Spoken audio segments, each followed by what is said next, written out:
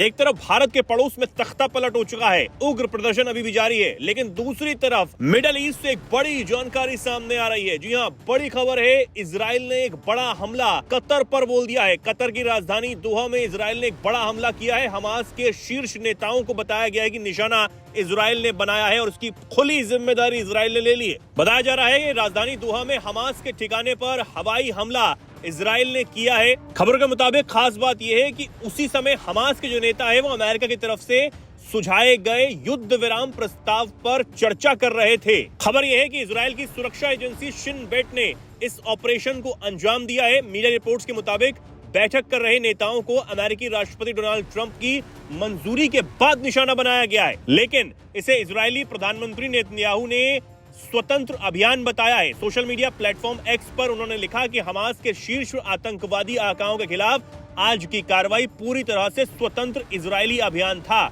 Israel ने इसकी शुरुआत की, इजराइल ने इसे संचालित किया और इजराइल इसकी पूरी जिम्मेदारी लेता है। अब इजराइल का ये हमला एक बड़े कूटनीतिक संकट की शुरुआत भी माना जा रहा है, क्योंकि कतर मिडिल ईस्ट में अमेरिका का करीबी है और हमास का समर्थक भी है। लेकिन इजराइल ने यह हवाई हमला जेरूसलम में हुई गोलीबारी के बाद किया। आपको बता दें कि इस हमले में कम से कम 5 इजरायली नागरिकों की मौत हो गई थी, जबकि कई लोग इसमें घायल हुए थे। वहीं हमास ने इस हमले की जिम्मेदारी तब ली थी। अब ऐसे में माना जा रहा है कि कतर में हमास के वरिष्ठ अधिकारियों को निशाना बनाना इजराइल पर हुए इसी हमले का जवाब है। अब 7 अक्टूबर 2023 जब हमास के लड़ाकों ने इजराइल पर हमला किया था, और वो आत्मघाती हमला जिसे इजराइल भूलना नहीं चाहता है, और उसी को याद करते हुए वो मिडिल ईस्ट में तबाही मचाने की कगार पर पहुंच चुका है। 7 अक्टूबर के हमास के इजराइल पर उस हमले के बाद कतर पर यहूदी देश का यह दूसरा हमला बताया जा रहा है। फिलहाल कतर पर किए गए इस हमले के बाद इजरायली रक्षा बलों की तरफ से बयान सामने आया और कहा गया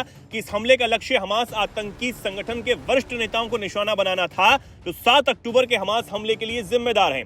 बयान में यह भी कहा गया है कि सिविलियन को नुकसान कम करने के लिए कदम उठाए गए, जिनमें सटीक हथियारों का उपयोग और अतिरिक्त खुफिया जानकारी शामिल है। आईडीएफ ने यह भी कहा है कि वो हमास के खिलाफ दृढ़ संकल्प के साथ ऑपरेशन जारी रखेगा। वहीं इस हमले के बाद कतर सरकार ने इसे कायरतापूर्ण और अंतर्राष्ट्रीय कानूनों का उल्लंघन बता दिया है। कतर के विदेश मंत्रालय के प्रवक्ता माजिद अल अंसारी ने इस पर बयान दिया और कहा कि सुरक्षा बल, सिविल डिफेंस और संबंधित एजेंसियों ने तुरंत कार्रवाई शुरू कर दी है और प्रभावित क्षेत्रों की सुरक्षा सुनिश्चित की जा रही है।